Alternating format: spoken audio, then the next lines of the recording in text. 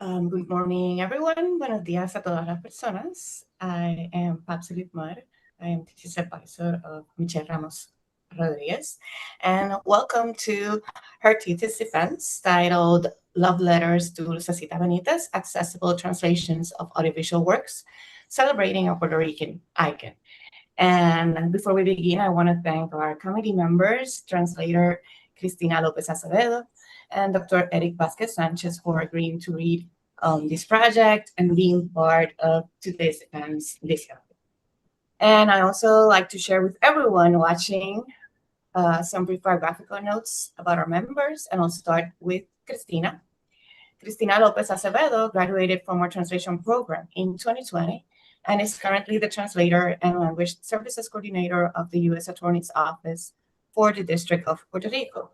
With 14 years of experience in the U.S. Department of Justice, Cristina coordinates interpretation services for court proceedings as well as certified translations and transcripts for the U.S. District Court.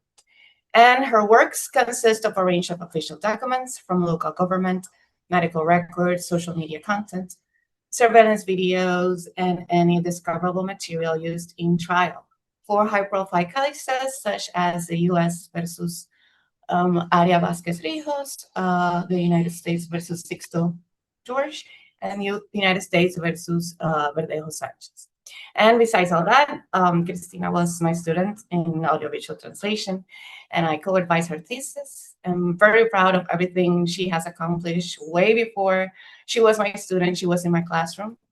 And I am very proud of everything concerning also the accessibility and technological aspects that she did way back when in her project. And I know that because of that, her input will be of great value. And like I said, she graduated from a program with a wonderful thesis in accessible audiovisual translation, featuring outstanding subtitles for the deaf and the hard of hearing for Jack Delano's legendary film Los Peloteros. And moving on with our peer Eric. Dr. Eric Vázquez Sánchez received his PhD in comparative literature from the University of Massachusetts Amherst with a dissertation on the cinematic, literary, and social responses to oil.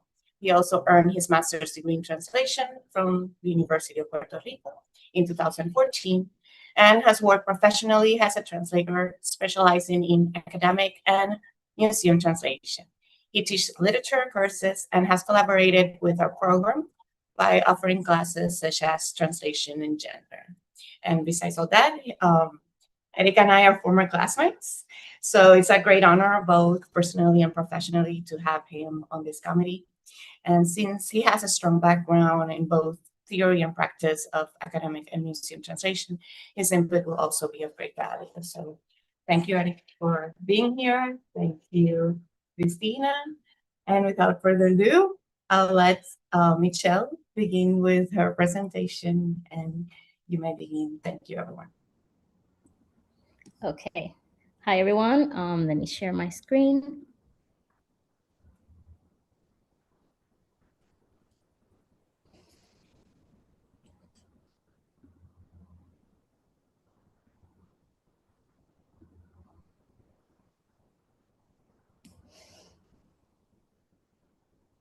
Is it visible?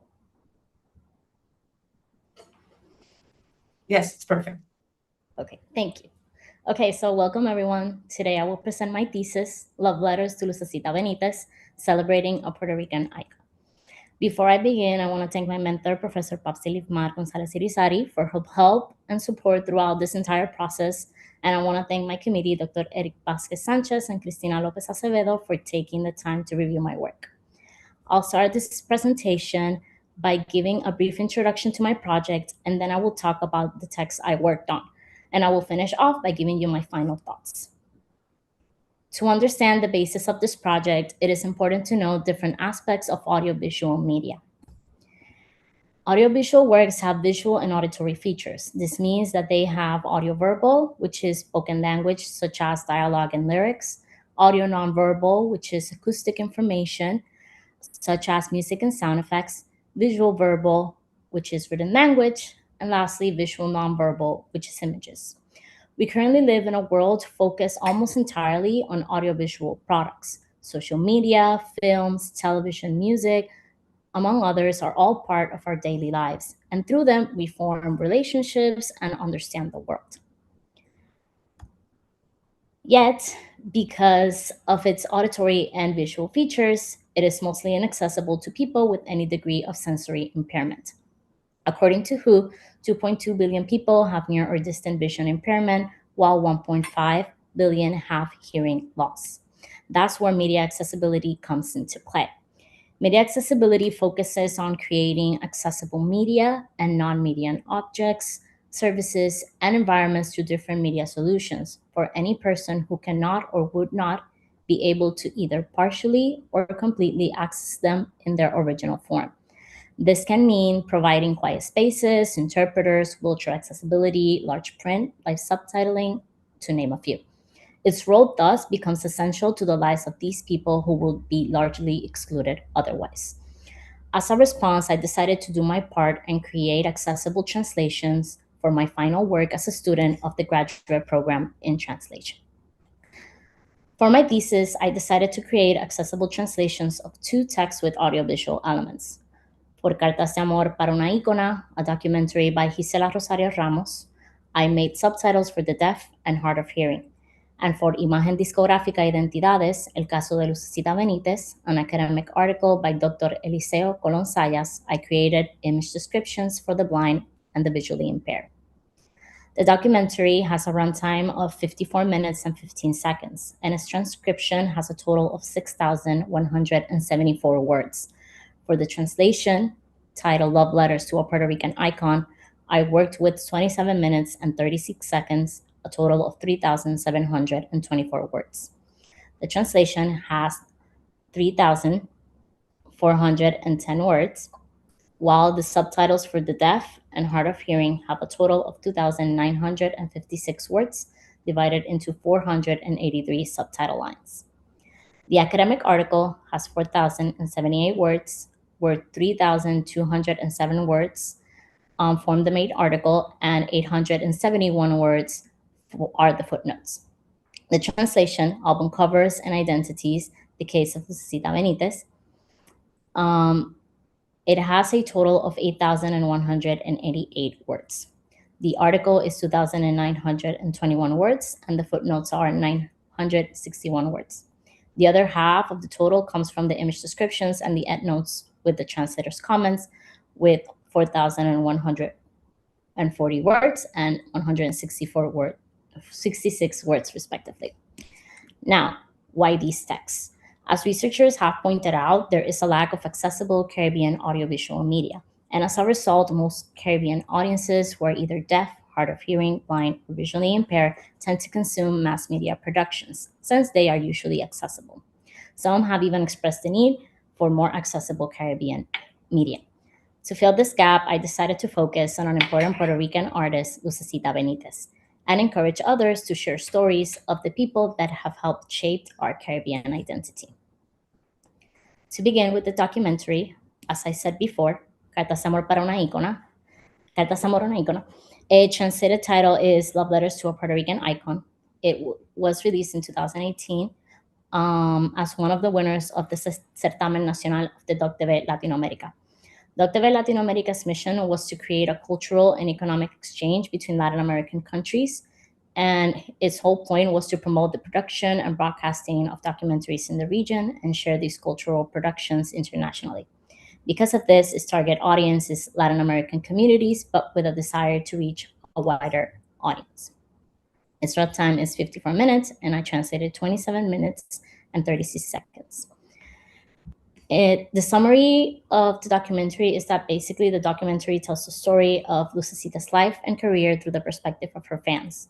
It is divided into 2 main segments and a conclusion. In the first segment, the fan talks about Lucecita's first appearance on television and her triumph on the primer Festival de la Canción Latina del Mundo. Here, the fans reminisce about their first encounter with Lucecita and her music and the deep emotional impact that each event had in their lives. In the second part, ideological influence in her music It focuses more on how her new socially conscious ideology eventually informed her music and public image. While part of her fan base did embrace this new change, others were not as accepting.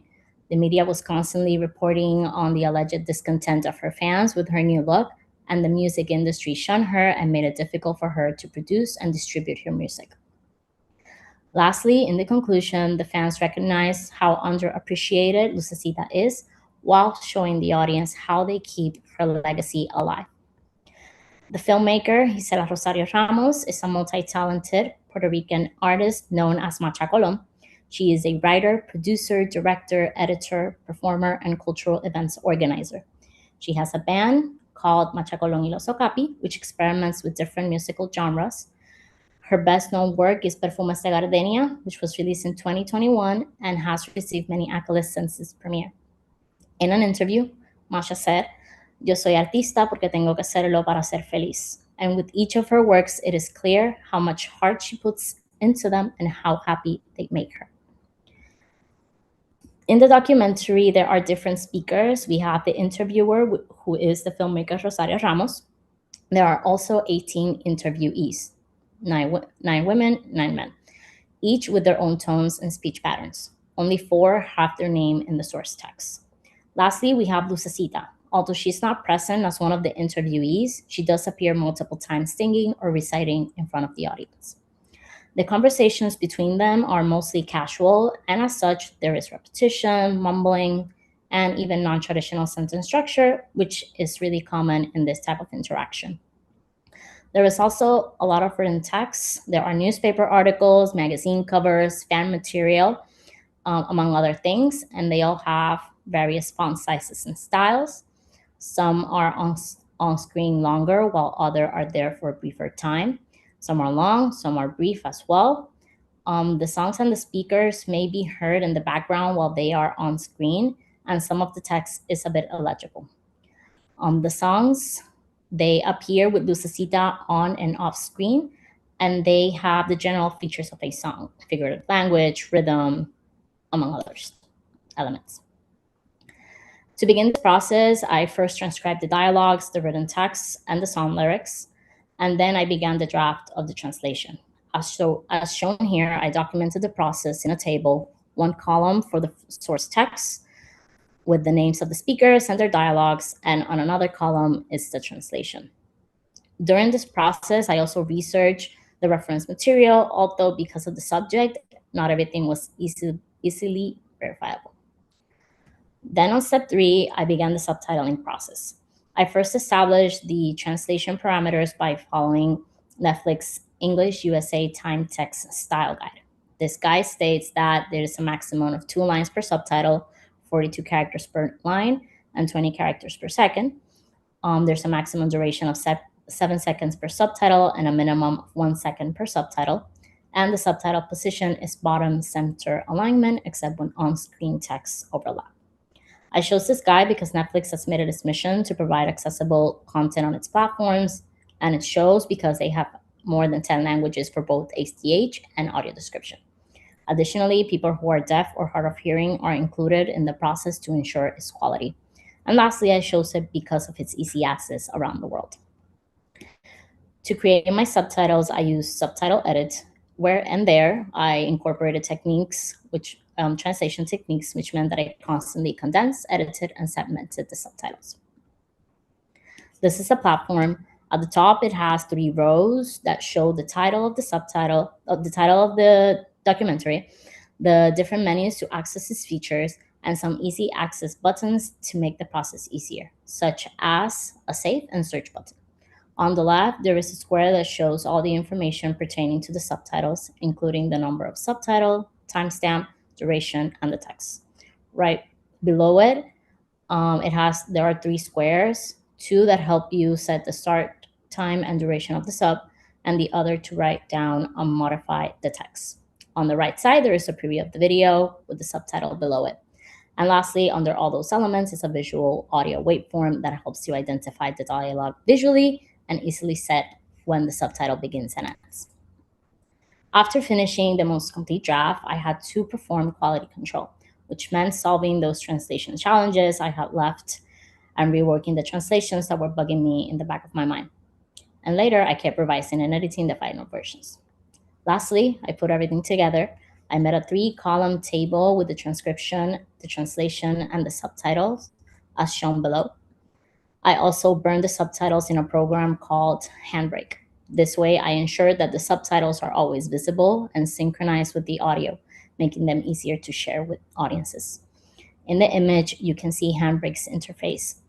You choose the video with the correct audio track before reaching this point. You select the subtitle, mark the burn in option, and select this language. Once you have all the correct settings, you hit start. On the image, you can't really see the start button, but it's right where the stop and pause button are. In this case, I had already started the process. The progress of the burning of the subtitles is down below on the lower right, on the lower left end of the window. In terms of translation challenges and strategies, I had different things to deal with, like speaker ID and translating songs. And I also had to incorporate different subtitling techniques in order to make sure that the subtitles were up to par. First up, I want to talk about speaker ID. Speaker ID is essential for ACH subtitles because it is used to identify speakers when they are off screen. We tend to know who is speaking because of their tone, register, and distinct voice characteristics, but someone who is unable to hear them needs these identifier to get this information. Speaker ID is usually either the name of the speaker or a general identifier, all within brackets, as shown in the image on the right, where we have the subtitle with the word man too within brackets. Speaker ID is the problem is that with speaker ID is that in the documentary, most speakers are not identified by name. As previously mentioned, only 4 have their names on screen. So I had 2 options. First, I could just use general markers. In this case, I would have had to include things like man or women to identify them. But the problem was that because there are more than one off-screen speakers throughout the film, a number is thus needed next to the gender marker, as in the previous example. Normally this would work, but there are 9 male speakers here and 9 female speakers, and I was afraid that there were too many to create a clear distinction. As a result, I decided to just find out the names of each interviewee and include them on screen so I could use them in the speaker ID. To find this out, I first revised the end credits to look for their names and then checked if they are listed in order of appearance. I was able to find pictures of some of the interviewees online, so I confirmed that the location in which they are is when they actually appear on screen, and the ones that are actually named are in the correct order as well. So I confirmed the information.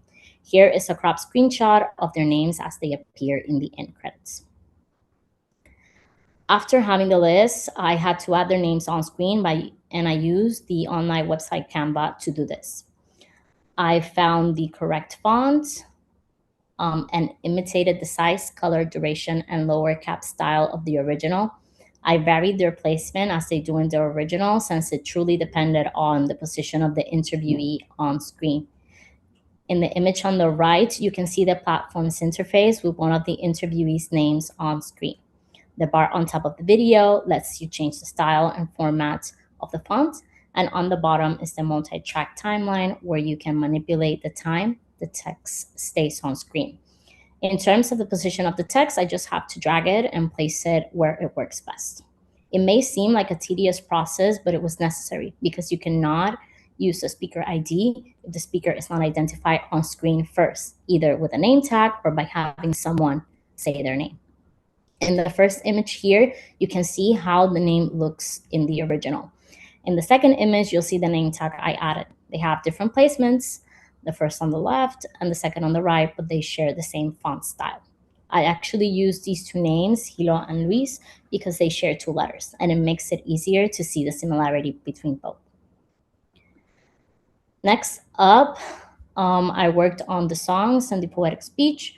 There are some elements that are prevalent in this type of writing, which is a lot of rhythm, rhyme, repetition, figurative language, and I wanted to incorporate some of them in the translation. For example, I wanted to maintain the repetition of Todas las Mañanas and Veo que throughout the subtitles of this song. So I translated them as every morning and I see you. I also use the present participle to introduce an even clearer pattern between the lines, so words like cantas and sonríes were translated as singing and smiling. I also made sure that there was some sort of other rhythm in it, and I added an assonance with the words balcony and melody by having the repetition of the O and the E. In this case, it ended up being every morning from my window, I see you singing that melody. Every morning when I look out, I see you smiling from your balcony. In the next two examples, I wanted to keep the figurative language. In the same song as before, there's one line that goes, poco a poco lograré tu amor, which describes the singer wanting to make the person from the balcony fall in love with her. Instead of saying those specific words, I used the idiomatic expression, I'll win your heart, to portray the same idea. Later in the documentary, when Lucecita is reciting the words of Atahualpa Yupanqui, there is one line that goes, pero el ideal de la vida es una leñita encendida que nadie puede apagar. Here, a metaphor is used to compare someone's aspirations to a firewood that cannot be put out.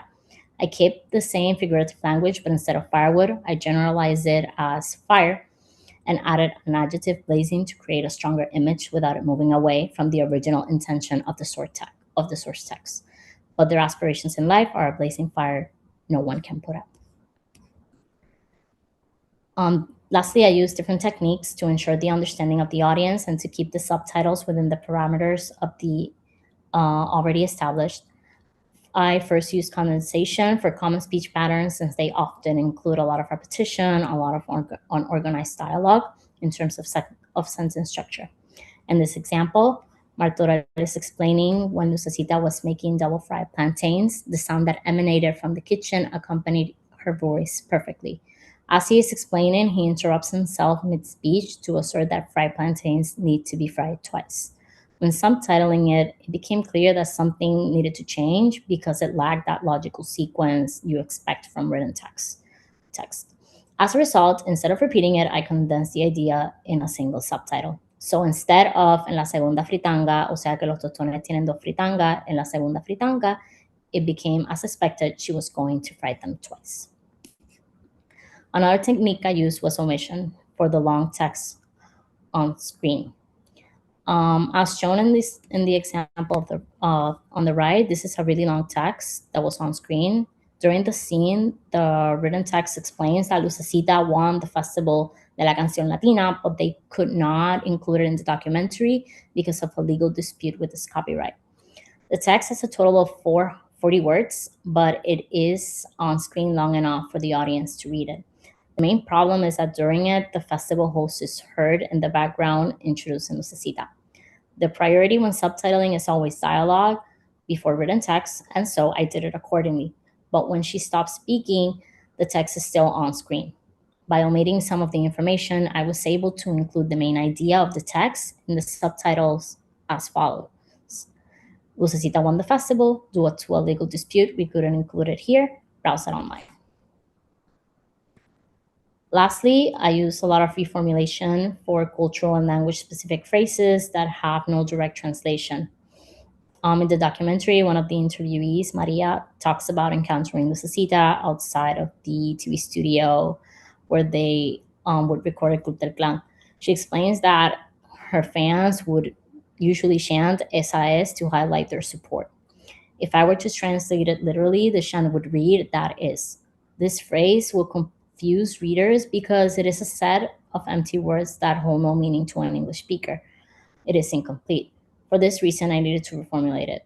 I decided to use R number 1 because it reflects the emotion behind the statement that falls accordingly, and it falls accordingly with the rivalry between Lucecita and Lisette being described in this scene. Similarly, the written text saying Lucecita Benítez cambió de onda was translated as Lucecita changed her tune instead of Lucecita changed her wavelength. Now let's talk about the academic article. Imagen, discográfica, identidades, el caso de Lucecita Benítez was translated, as I said before, as album covers and identity, the case of Lucecita Benítez, by Dr. Eliseo Colón Zayas. It was published in 2003 in the Media and Communications Open Access journal Animus. It has a total of 4,078 words, 3,207 words for the main article, and 171 words form the footnotes. The audience is mainly academic scholars interested in the field. The article establishes a link between Lucecita's ideological beliefs and the aesthetic changes in her photographic images throughout her career. It explores this from the 1960s to the 1990s. The article is divided into six sections. We got Introduction, The Face of the Diva, Genesis, of a Pure Rebellious Race, Nostalgia, and Conclusion, each of them working with different time periods. The author is Dr. Eliseo Colón Zayas. He is a Puerto Rican communication, cultural semiotics, and mass media researcher. He has a PhD from the University of Pittsburgh's Hispanic Languages and Literatures Department. He has published theoretical and fictional work. And something he said that I really liked is the following: El trabajo intelectual no consiste en cerrar sentidos, sino en abrir preguntas, en leer los cambios culturales con paciencia y empezar desde y con el lugar que habito. It shows how he is creating spaces to question and read our surroundings without ignoring the context that informs and guides our understanding of the world. The article has different elements. Of course, he incorporates academic language, which shows his knowledge on photography and identity politics. He also referenced theories and text from specialized fields. He uses different words to describe Lucecita, like diva and la estrella, and I like his usage because it highlights the greatness of Lucecita and the author's admiration, a theme in the text used for these theses. Additionally, because of the subject matter, he talks about the music industry, and as such, a lot of music-related concepts are used throughout the text. He also uses footnotes, and they are basically there to state the references and to offer some side notes. Because he focuses on Lucecita's physical change throughout time, there are 26 images in the text. They are photocopies of magazines, album covers, and promotional materials. Some have written text, and others are blurry and dark. There are also things that are very common in academic writing in Spanish, like repetitive phrases and long sentences, which I reworked in the final version. During the translation process, I first had to transcribe the source text to a Word document because it is only available as a photocopy. Then I began the first draft of the translation, which included researching the reference material and the vocabulary. Here is an example on the right of an image of a table I used to research the existing translations of one of the citations, with the first text and its reference first on a column each, and then the English translations below with the references also on a column each. After the first drafts and edits were done, I began working on the image descriptions. I first had to establish the parameters for it. I decided that first I was gonna give a general description as an overview of the image. I was going to describe the image in the following order: first the background, then go through each element from bottom to top, and lastly, I was going to mention the written text. I also had to prioritize Lucecita's features, makeup, and clothing, and I could not write more than 200 words. In this case, even though people tend to see alternative text and image description as something much shorter, the length is truly going to depend on what the image represents within the larger text. Because here they are the subject matter of the work, I decided to include a longer description. This is an example of how it looks on the page. First, I identified the image with figure as it is established in the APA style guide. Then I wrote the caption followed by the image. Lastly, I included the image description and identified it as such. Next, I dealt with quality control. So I resolved translation challenges, revised and edited the final versions, and I added endnotes to function as translators' comments. The last step was putting everything together. Here is an example of the end product, one of the section titles. It's here, Genesis, and then we have some paragraphs of the text, and then we have figure to introduce the image, and its image description. I had to employ different translation strategies, and I had to deal with different challenges that will be discussed as follows. I'm going to talk about revising references, choosing the correct translation. I'm going to talk about music-specific vocabulary, how I went about describing the visual elements, and text in images. When checking the references to see if they were originally in English or had available translations, I found that a reference was missing in a footnote. Richard Starr's book, The Matter of Images, was referenced, but the quote in the actual text is from his book, Stars. As a result, I decided to add the correct source while still keeping the original reference because it is mentioned later on. And I added an endnote to explain the change. Here we have the source text with this original citation. And then in the second column, you're going to see the new addition. And then on the last column, you'll see the endnote I wrote down to explain the change.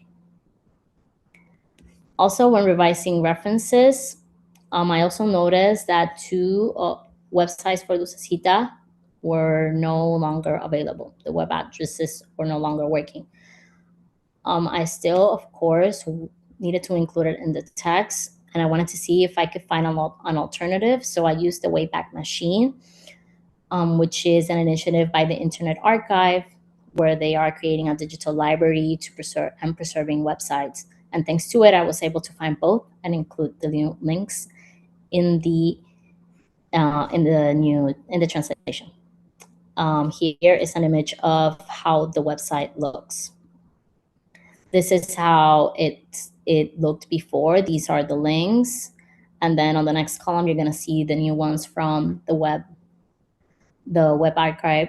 And then on the last one, you'll see the endnote explaining. And I also included the original versions there just in case. Then I did find that some sources had translations already available, like it was the case of Walter Benjamin. And I decided to revise and pick the one that was most appropriate for the source text. I paid close attention to word usage and tone. The original one goes as follows. Lo creativo en la fotografía es su sumisión a la moda. El verdadero rostro de esta creatividad fotográfica es algo artificial, fabricado. The words that changed the most were artificial and fabricado, so I paid the most attention to that one. In these first two examples, Phil Patton uses the word artistic and created. I decided that these did not have the strongest connotation as artificial and fabricado, so it didn't work for the translation. I then decided against the second one, which is Esther Leslie's, because of the use of the word pose. Although Colón Zayas does talk about posing in photography in the academic article, I still felt that it was not just about posing, but about setting up every element of an image, which includes the background, the clothes, and of course, the posing. And so in the end, I decided that the best translation for it was Stanley Mitchell's, because he incorporates the use of artificial, and he also uses the word set up. And in this case, set up reflects better Colón Zayas' ideas that images are put in a way that reflects the author's desire. There was also a lot of music-specific vocabulary, and some of them were easy to translate, like balada is ballad, but in other cases, I had to do a bit of more research to understand how I was going to translate them. Such was the case of Hit Parades. He uses this two or three times in the introduction, and when he uses it, he capitalized them all the time. But when I paid close attention to the context, I realized that he was not talking about the same thing and that the word had multiple meanings. It may refer to the hit charts that created singer hierarchies based on sales, to the record label in Puerto Rico founded by Alfred D. Herger, and to Herger's column in the local newspaper El Mundo. After realizing this, I had to focus on the context to sort of decide how I was going to write them in the translated text. I decided first that I was going to use lowercase for the first time he uses it, because he, in this case, is describing the hit charts, and not actually talking about a specific list. And when I was looking for information on it, a lot of sources had it in lowercase, like Merriam-Webster. But then the second time he does mention it, I decided to capitalize it. In this case, hit parade is accompanied by the adjective juvenil, and Herder's column focused on a teenage audience, and it was specifically during this period of time in the late 1950s and early 1960s. So in this case, it makes sense that I capitalize it. And it is also well known that Herder had a lot of influence in Lucecita's career, especially in the beginning. So considering the context and how the introduction is about hit parades, it is likely that he is referring to that list in particular, Herder's list. And as such, I did capitalize it that second time and added a note to provide information on his work. Even though I could have just simply used a general term there too, and it may not have affected the context that much, or truly not at all. But because Lucecita's beginning started with Puerto Rico, I felt it was appropriate to reference Herder's involvement in the music market. Because the images throughout the text are photocopies, some were not as clear as others. And at times, it made it difficult to identify the features when I was doing the image descriptions. Therefore, in some cases, I had to look for clearer versions and use them in the translated text. Here are two examples. The album cover of Canción de Buenos Aires in the first image is blurry, and it is unclear where the hand touching Lucecita's forehead comes from. Is it hers or someone else's? But when I found the second one, it was clear that it comes from a second person in the image. Because of the type of images, some have written information, such as magazine and album titles, track lists, headlines, handwritten legible text. As you can see in these two examples I have here with Lucecita's album Internacional and the TV Guía cover featuring her and Guillermo Venegas. After much researching, I noticed that what goes on an image description will depend on the author's intention for including the image in the first place. And as such, I decided to prioritize the visual elements instead of focusing on the text on the page, on the images. But I do briefly mention them, but I mostly talk about them in a general sense, and anything more I reviewed case by case. Here is an example. When talking about the album cover for Genesis, I talk about the 9-song track list without transcribing the songs. But I do mention that Lucecita's name has a bigger font compared to the rest of the text because it can symbolize Lucecita's influence within the industry. To wrap everything up, some final thoughts. I am aware that this thesis has its limitations. There is limited research on media accessibility in the Caribbean, so I included what I was able to find, but much more work needs definitely to be done in this sense. My subtitles and image description are only available in English, and there's still a need for a Spanish version of them as well. And something that has been nagging me since I turned it in is that my translator's note it's not accessible because it does not have descriptions for the images included. Although I do plan on fixing this in the final version, but the rest still needs to be addressed. I also did try to make this presentation as accessible as possible by describing or addressing the most important images in this presentation, but for those who may be blind or visually impaired, but there is still the fact that there are no subtitles available yet. Nevertheless, I do believe there is value in this project because I created accessible audiovisual products, urged for the use of accessible techniques for all types of audiovisual text. I brought more awareness to the lack of media accessibility, specifically in terms of Caribbean audiovisual products. And it features 2 texts that highlight the role of Lucecita Benítez in Puerto Rican society and culture. Before I finish, I want to share some words from the artist. She says, yo siempre he dicho que tengo una responsabilidad con la música y con la palabra. Mi meta siempre ha sido tocar la conciencia y el corazón, los sentimientos de mi pueblo y de mi gente. Even though the source texts I use for these theses are not made by Lucecita, I hope that with these accessible translations, her story reaches others. I want to help her continue her mission to influence and touch the hearts of her people, which includes those who are either deaf, hard of hearing, blind, or visually impaired. To my mentor, Pabsi Livmar, to my readers, Eric and Cristina, and to all the people who are seeing this, thank you for being here and thank you for listening. Thank you so much, Michelle. That was a great, wonderful presentation. Very organized, everything very well presented. So congrats. So now comes the fun part, and we'll begin with Eric.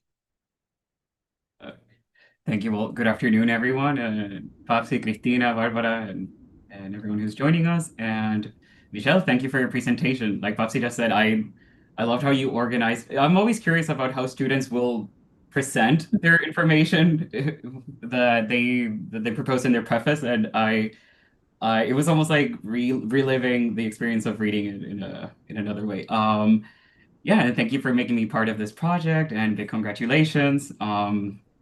If I can be allowed like a minute, less than a minute, but I have great memories of having you in the translation and gender seminar, so I was really excited to be a part of this.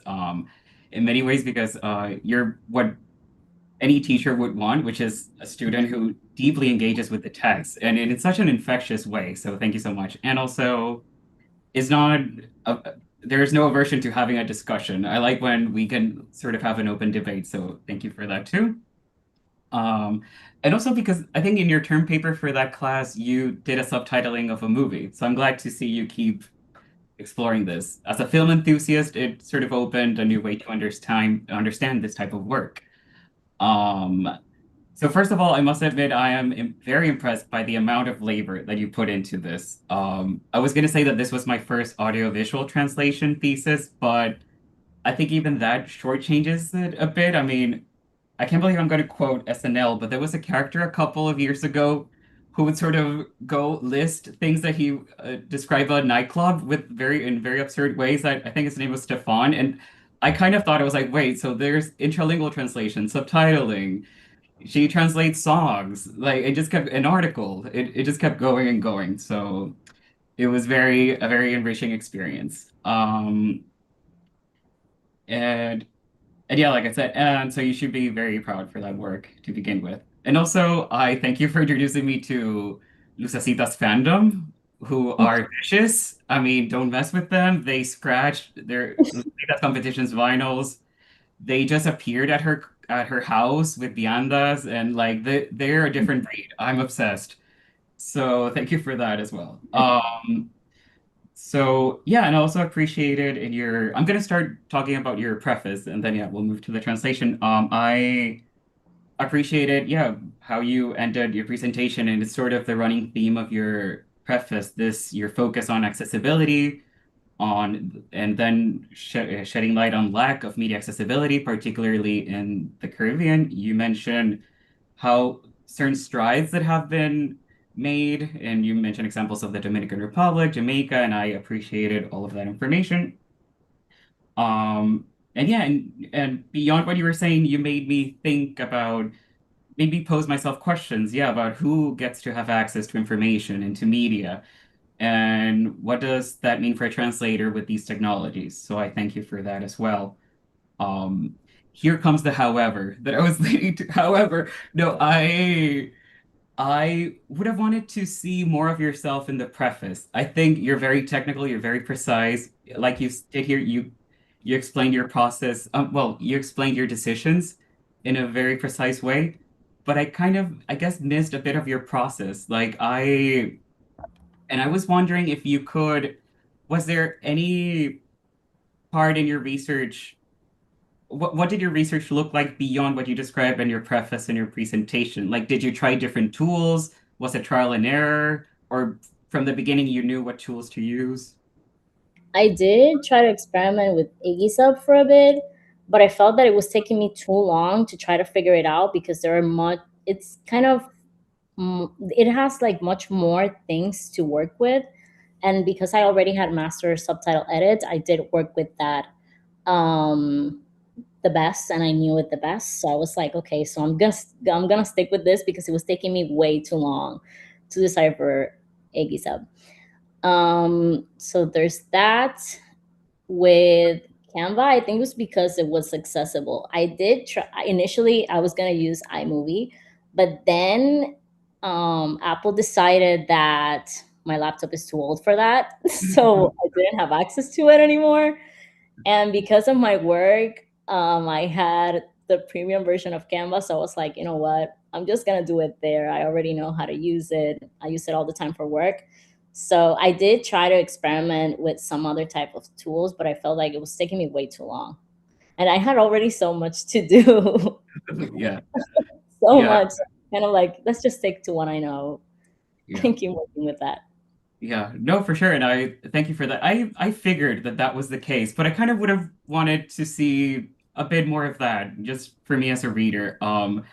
And also like even more mundane examples, like how did you translate the songs, which I thought were beautiful. And we got an example here, but did you listen to like folk music in English or did you like what was that process like? Before I did the thesis, I had taken a course with Aurora Luzardo, and it was a fiction. Well, it was more like a literary translation class. So we worked with different translations. We did poetry with it. We did fiction and all that. So I incorporated a lot of the things that I learned from that class into what I was doing when I was translating the songs. So I paid a lot of attention to verb usage. I looked for patterns. Because I am a teacher as well, I work a lot with poetry too. So I was kind of saying, okay, what do I tell my students that they need to incorporate? Did I use them as well? So I was kind of channeling all that previous background when I was translating the songs. Yeah. No, perfect. Yeah, I was curious because I think, and here's if there are any students watching, like I think you will never have a more captive audience of your work than your thesis committee. So it's like a good chance to flex. It's sort of like I believe more is more, like you, evidently. I don't, I've never believed less is more. So more is more. Like walk me through your process. That's what I'm curious about mostly in a preface. And and yeah, let me see what else. I have so many notes. But yeah, that would be because I think you start with that and you talk about your interest in media accessibility in the Caribbean, and you even start with a personal account with which I liked, and then go to statistics, and I liked all of that. But I there were moments where I kind of missed you, where it seemed very like technical, and I kind of wanted more in that. But but having said that, I mean, it's a beautifully written preface. Well, I want more, right? But and like you mentioned with the speaker ID, I moments like that, I believe flowed so well. They were a joy to read, and moments like that is where we get a sense of your translation ethos. So I appreciated that. Let me see. Okay. Having said that, I think, and this is just a suggestion, in your preface, you sort of divided between different topics. And I think in your presentation, you talked directly to one translation and then to the other. I think, if possible, I think that structure works better. I think at times, I mentioned like, oh, maybe write a connecting paragraph here or something, but I think just having, and I don't know if that's against the rules actually for of writing a translation preface, but I think having everything about the documentary and then everything about the article and then the conclusion would fit very nicely because all the ideas are there. I think I just needed a bit more clarity in that sense. Not clarity, like more to get to point A from point A to point B quicker. There were some times where I was like, oh, this is what she was mentioning. But yeah. Um, let me see what else. And yeah, you do a good job at presenting Puerto Rico as a space where local media production is overshadowed by those of other countries, namely the US. And like I said, you give a personal account. I thought all of that was great. And you mentioned also how illuminating it was to develop a Caribbean perspective. And I like that notion that this was in the back of your head when you went to college and you mentioned formative authors, filmmakers, etc. And because as you argue, and I'm sort of quoting you here, media becomes a mirror for people to interpret themselves. So I appreciated that along with your use of glissant, who I love. So I was very excited to see him here. So you mentioned glissant and his poetics of relation as kind of your ideological framework in some sense. That's the last thing you have before you go to the technical aspects. And yeah, I appreciated that. If anything, I kind of would have wanted you to even flesh those ideas more. And I think it will benefit if you do the restructuring I mentioned, because I think it will flow a bit better. Because yeah, especially how it directly relates to your choice of text for your translation, because both texts in their own ways have a racial, cultural, and gender component, and that fits directly with Glissant's poetics of relation, right? He's very judicious in not mentioning identity, but relation, Caribbean relations, right? And this notion of nonlinear relationships as embodied by the rhizome, which you mentioned. And so yeah, I applaud your inclusion of him. And also because you, through your translation, you insert other communities to those racial, cultural, that the deaf and hard of hearing, blind, visually impaired communities. So I believe, yeah, all those ideas are there. Maybe just fleshing them out a bit more, making them more explicit, I would say, because I think they're already there. Um, for instance, what does Glissant's work ultimately allows you to think through for your project? And his work celebrates heterogeneity and multiplicity, but also forms of rupture with his notion of the right of opacity in that same text, where he talks about the Antillean subject as not needing to be completely understood, as to not become transparent or readable to the colonizer. So I think also that sense of untranslatability of the Caribbean subject could be interested because I kept thinking about that when I was reading your work and your point of view, because a right of opacity, as I understand it, entails a right to difference. And I think one of the things I liked about your project was that you're very precise about how these different types of text demand different types of engagement.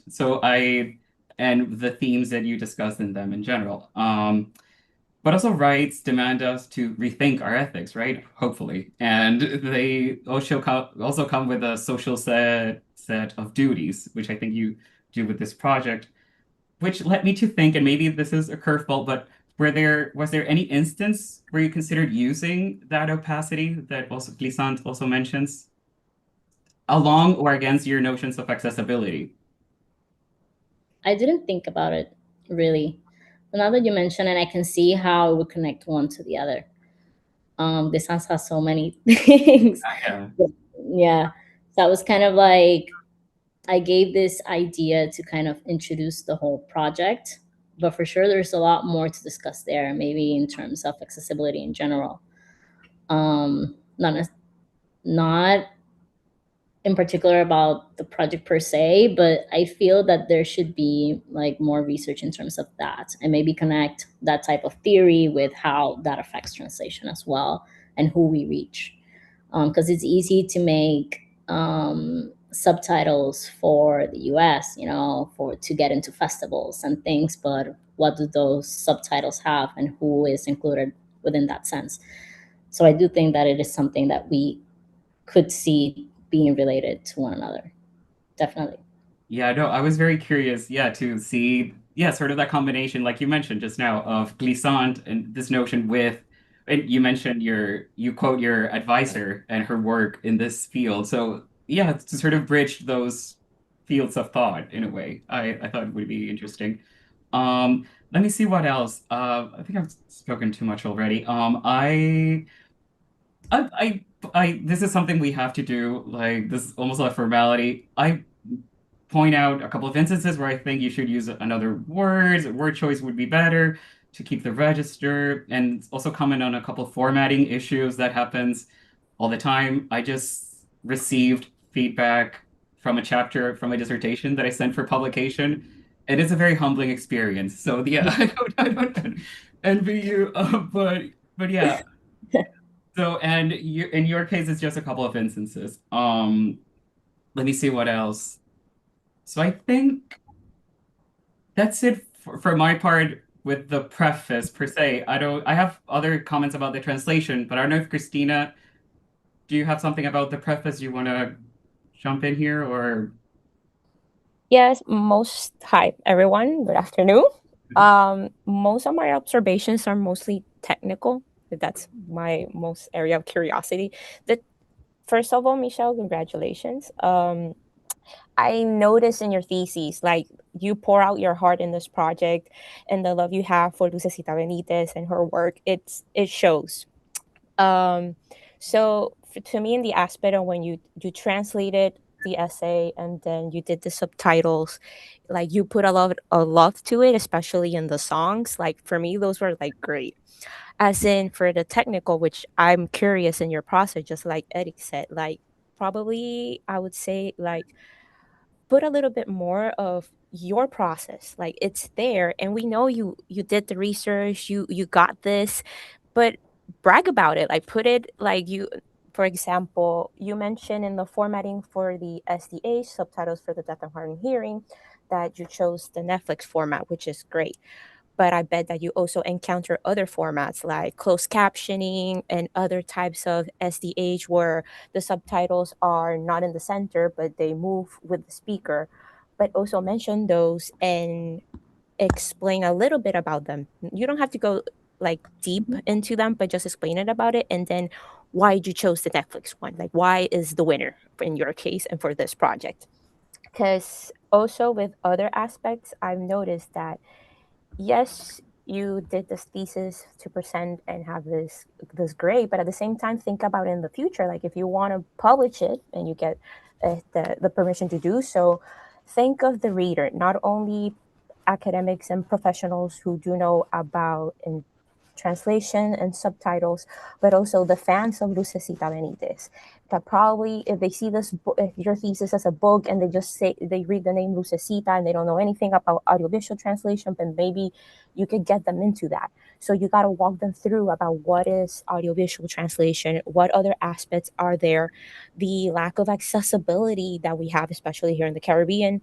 Like, yes, it's kind of put in practice, but it's not enforced, and why we should put it in force to make it more accessible. Mention that also as well, because probably you make all those other readers that didn't think about that actually start a topic.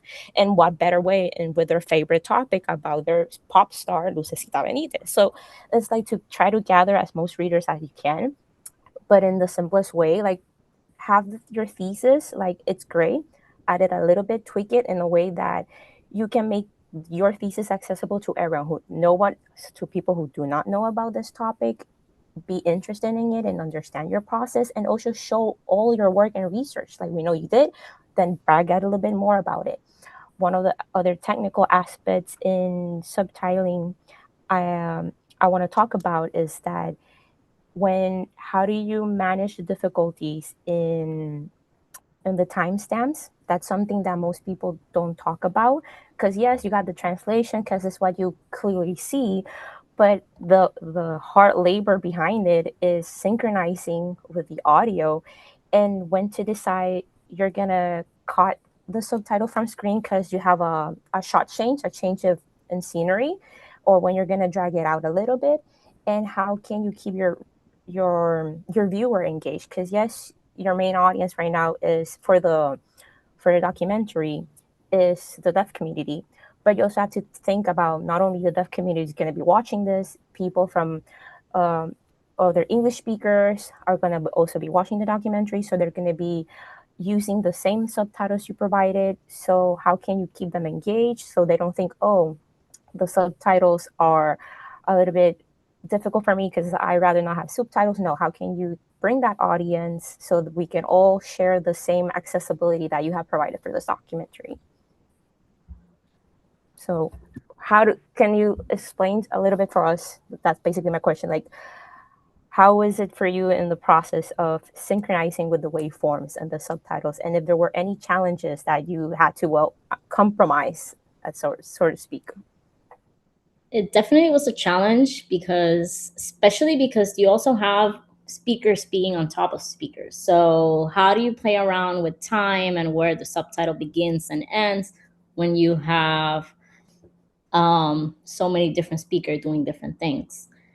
And then the songs as well. You have songs in the background. So working with just one subtitle with so many things happening at the same time, there goes a lot into choosing what needs to be said in that subtitle.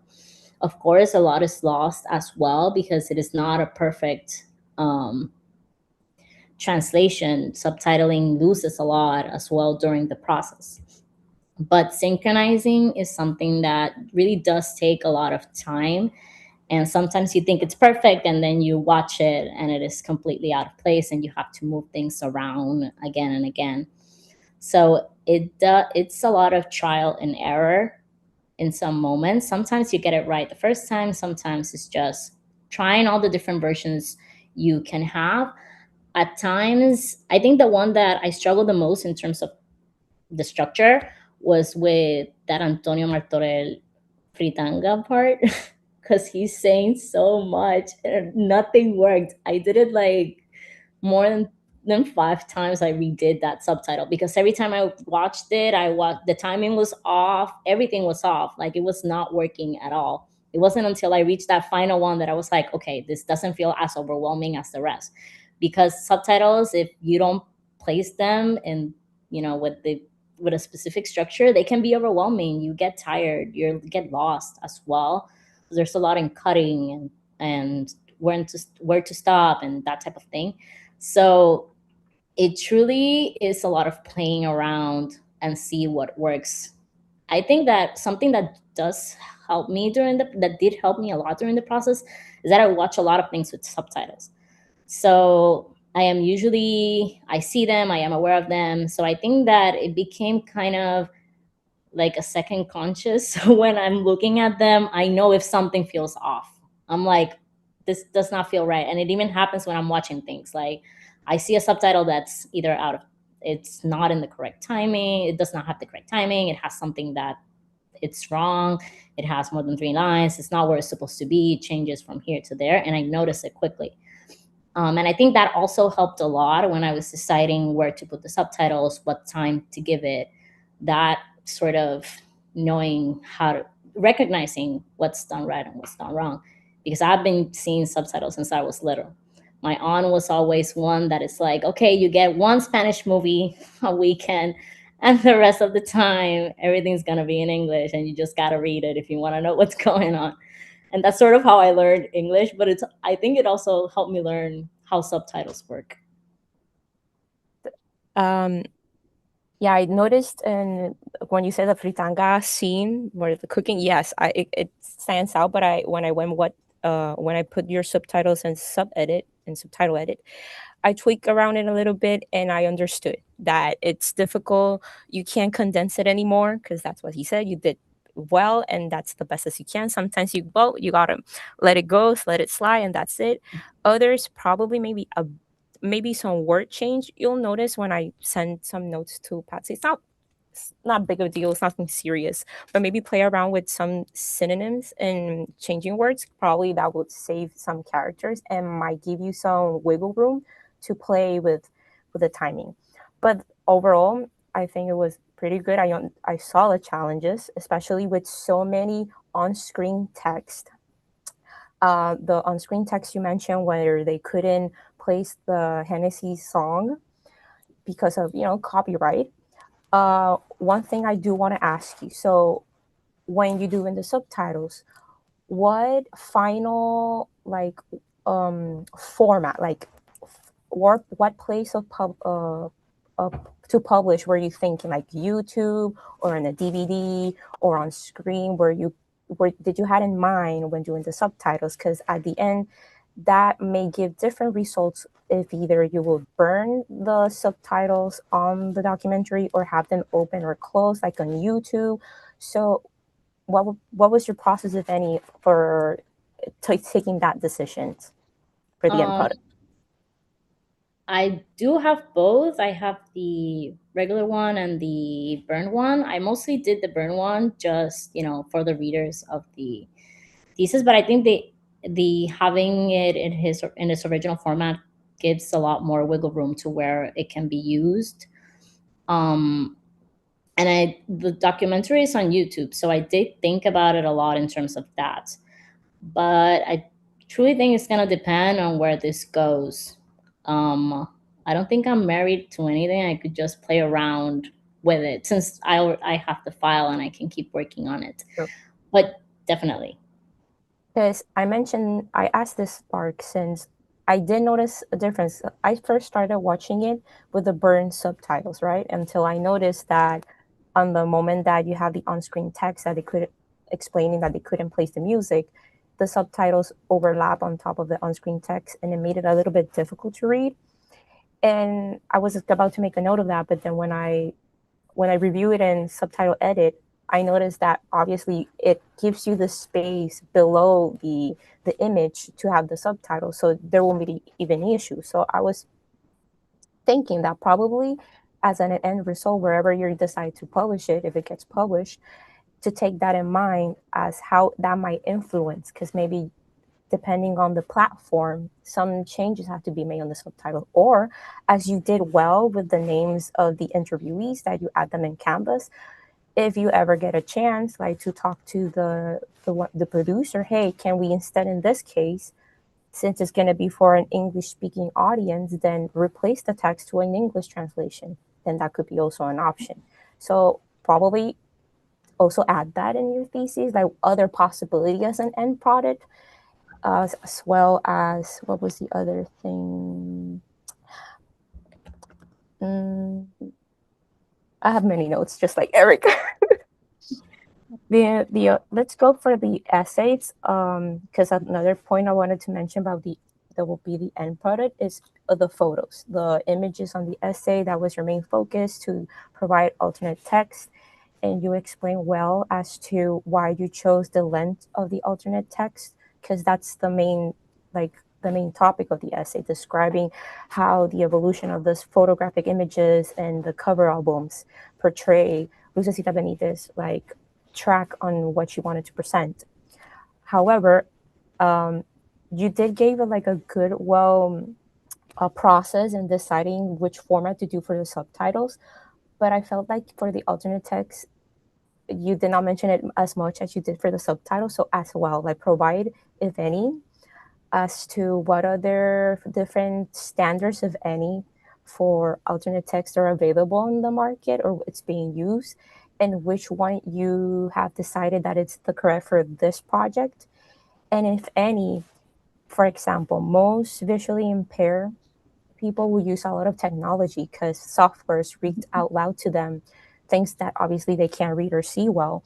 So in your point of view, would that influence or change the word count or the character count for your alternate text? For example, if you decide to publish the translation of the essay with the alternate text to website, so if the website starts to reading it, will that provide any additional challenges that you might have to modify your translation? I actually thought about this when I was doing it, because initially in Word, you can just click on the image and it'll let you generate the alternative text. But because I knew you were going to review it, I didn't think it was going to work, because then maybe you wouldn't be able to find the alternative text. So that's why it's under the image. I also thought a lot about how when they're describing image description, they also talk about people that may understand the image but may be missing elements from it. So that's part of the reason why I kept it under the text. But I did think a lot about how was it going to be in terms of the end product. I know that the version I'm going to turn in is going to have it with it under it because of the purpose of the translation. But definitely if I were to publish this translation as such, I think I would have to have a discussion with the people in charge of wherever it is I am publishing to see what would they prefer, because again, a lot of magazines have their own style and their own way of doing things. So I would just provide the article has this, is it better this way or that way? So I think I will play it around in terms of what is needed there, but I think I would also kind of prefer if it were in the image, because as you said, a lot of people who are blind or visually impaired, they depend on specific technologies that would read out loud what's in that image. So I think that it would work best there. But again, I think it would have to depend on the preferences of those places, because everyone has something to say about format, and Yeah. I think it would depend on that. It will depend technically on the client, whoever you're going to cater to in the translation. So again, see, you're showing us that you know this, you already thought about this, that was your thought process. I'm sorry to ask you to write more, but put that in the paper, like you know it. So you explain it well, you took it into consideration. So I say add that, like describe that you are aware that there are different platforms, also there are different formats and softwares that assist the visually impaired, and not necessarily visually impaired, other people. Sometimes we just don't want to read, we are doing something else. Audiobooks, it's also another platform. And if the focus of this essay are the images, probably the image description that you provide is going to be part of that audiobook. So I say, like, visualize the possibilities of your work and present it. Like, imagine you're presenting it to a client and say, this is what I can offer, and I can work for any other platform because I did my research and I can modify for this, and that. So put it on your thesis, because that's technically what you're doing. You're presenting your product, your translation to a client, and then the client can decide, I prefer this software compared to this one, or I usually work with this one. So you're ready. Okay, there's no problem. We can modify it like this. So present it in your work. I say that will be like a nice touch, especially in the alt text, because I did like your methodology for the subtitles, but to me, I've never seen before a thesis work in this program with alt text. Because yes, Teresa Cordova did work with los peloteros before I did for the visually impaired with the audio description, but that's a whole other thing. In this case, this is like written text. So is this essay going to be published online, or is it going to be a hard copy? So how do you work around with that? So you do know it, you did the research, then brag about it and put it on the thesis. That's all I'm saying. Aside from that, I think the rest to me was pretty good. Like, just to tweak a little bit, play a little bit more with the timestamps and the subtitle, maybe work a little bit with the words, maybe use another type of word so you can save up characters that could give you wiggle room. But yeah, I think, like Eric said, like, brag about it and talk a little bit more about your process, because believe it or not, people are actually interested in that because they want to learn. As I mentioned before, try to grab as much different type of audience you can with your work, not only the professionals in this industry of audiovisual translation, but people who are fans of Lucecita, but other people that, hey, I've heard about Lucecita, but I don't know much of it, let me read it. Oh, they also talk about translation. Oh, I didn't know this. Like, amplify that audience. Like, you have the material, you know it, just put it on the paper. So I think that's about it for my part. I want to highlight, though, also the extra positive thing that I really liked is the research you did for the speaker IDs. That, to me, that's above and beyond, as in, I tackle this every day. In my work, they give me documents to translate, they don't give me context, and it's not until I start working on it that I encounter obstacles or issues that it would, end up in the end product, that if I don't fix it or get the information, and sometimes you don't have the client available to give you the information. So you went to the credits, you searched these people online to make sure what name goes with what face. So you went above and beyond to look for a solution.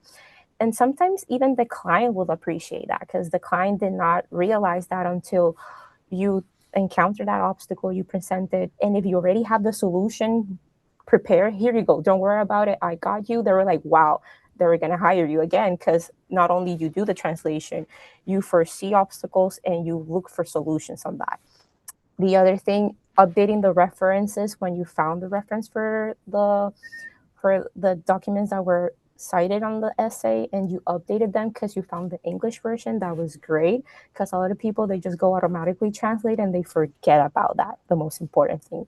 So when you have like an English reader who is not going to look for the Spanish source, and they just look at the source they have, and then like oh, I thought this was like a direct citation from a English resource, but then I only have the Spanish and it does not concur with the pages, it loses them. But the fact that you took your time, you look for comparative text, and you also found the original, like the translation versions of those sources, and updated the reference, that says a lot as well. Um, in translation, now going a little bit for the translation wise, in the essay, I was amazed in most of your sentence structures because most of them, you did like a 180. Because when they, in the essay, they do this long sentences and you broke them down and then you change the order. I stopped comparing them and I just went straight to reading the English. And to me, it was so like, it flew so nice that not noticing that it was a translation, it was great. And then when I went back to the original source in Spanish, and I'm like, wait a minute, the order is different, but it's not easy. Sometimes we went so direct in translating, but then you worked around. Like you did a lot of use sentence structures, maintain the context and the information, and did so well. To me, that was like, I needed to highlight that in the present in this meeting, because to me that's like wow. And it not wasn't only once, it was a couple of times, and you did really good on that, at least to maintain the information and not jump any lines, because sometimes this happens when you're translating huge text, your eyesight starts jumping around and you might lose some sentences, but you did not, so you review pretty well. That was about it. I think I talk a lot. Nope. No, Eric. No, it's fine. It's fine. It's great. Well, thank you both, because you also both did a great review and I love it. I love the feedback. I love the questions. And of course, Michelle, thank you for answering so well, and you were so well prepared. So I have to say that I'm very proud of you. And well, I think it's time for a little pause, so we can, talk about your work for as long as it may take. So we'll see. Okay, welcome back to our thesis events. And now it's the time that we've all been waiting for. In sum, we are very pleased with your accessible translations. Um, and we have decided to approve your work and give you the grade of sobresaliente. And congratulations, this has been great. You've been a wonderful student, both in my class and uh, with this project. And I congratulate you. I am very, very, very, very proud of you. So thank you so much, Cristina. Thank you, Eric. And thank you, Michelle. Thank you all, really. It was a beautiful thesis. Yeah. Glad to have I it. enjoyed it. I actually enjoyed it. If I can see the entire documentary, I would. I'm gonna look for it now. Let me know and I'll send it. Okay. So much. Well, thank you, everyone who's watching, for being here. And thank you, everybody. Thank you, Barbara. I think we are ready.